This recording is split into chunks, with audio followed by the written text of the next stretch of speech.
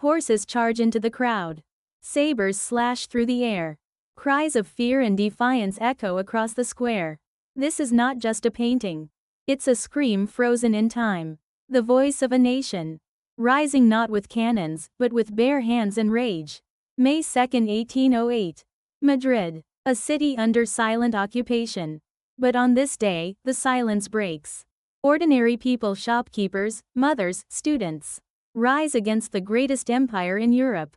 They had no plan, no guns, just fury, and the will to say, "This is our country. Enough is enough." This moment would ignite a war that would last 6 years and help bring down a man who crowned himself emperor. This is how a city's fury shook an empire. Napoleon's armies had already swept across Europe. Spain, once proud, now cornered, watched as French troops marched into its capital without a single battle. But this was no alliance. It was submission dressed as diplomacy. Then came betrayal. Napoleon forced Spain's royal family to step aside. And in their place, he installed his own brother, Joseph Bonaparte, on the Spanish throne. It was a humiliation. And in Madrid, tension crackled beneath the silence. It began with a whisper. French troops were preparing to take the last remaining members of the Spanish royal family out of Madrid.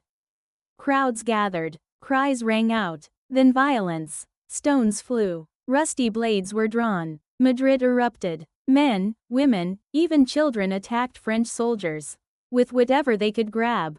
Kitchen knives, farming tools, their bare fists. It was chaos, but also a cry for freedom. The uprising was crushed in a day. But the flame had already caught. Across Spain, towns and villages rose in rebellion. But this was no conventional war. Spain's armies were shattered, so the people fought from the shadows, ambushing French patrols, burning supply lines, disappearing into the hills. This was the birth of a new kind of warfare. Guerrilla war. The word itself, guerrilla, was born in Spain. From the Spanish word guerra, meaning war. Spain did not stand alone. Across the Channel, Britain saw an opportunity and a threat. They sent an army, and with it, a man who would change history. Arthur Wellesley, later known as the Duke of Wellington. Landing in Portugal, he joined forces with local militias and Spanish rebels, fighting village to village, ridge to ridge. The empire of Napoleon had found a battlefield it could not tame. Frustrated, Napoleon himself marched into Spain. He won battles. He reclaimed cities. But he couldn't kill a war that had no front line. Every supply wagon, every road, every soldier was a target.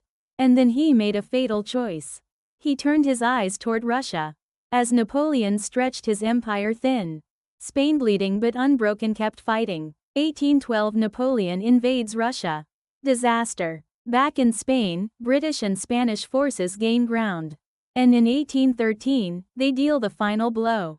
The Battle of Vittoria. Joseph Bonaparte flees. The French collapse. And in 1814, Napoleon is forced to abdicate. What began with stones and fists in the streets of Madrid had helped bring down the greatest emperor in Europe. Spain's war was brutal. Hundreds of thousands died. But it proved something powerful. That even the mightiest empire can be shaken by ordinary people. People who refuse to accept silence. Who rise, even when there is little hope.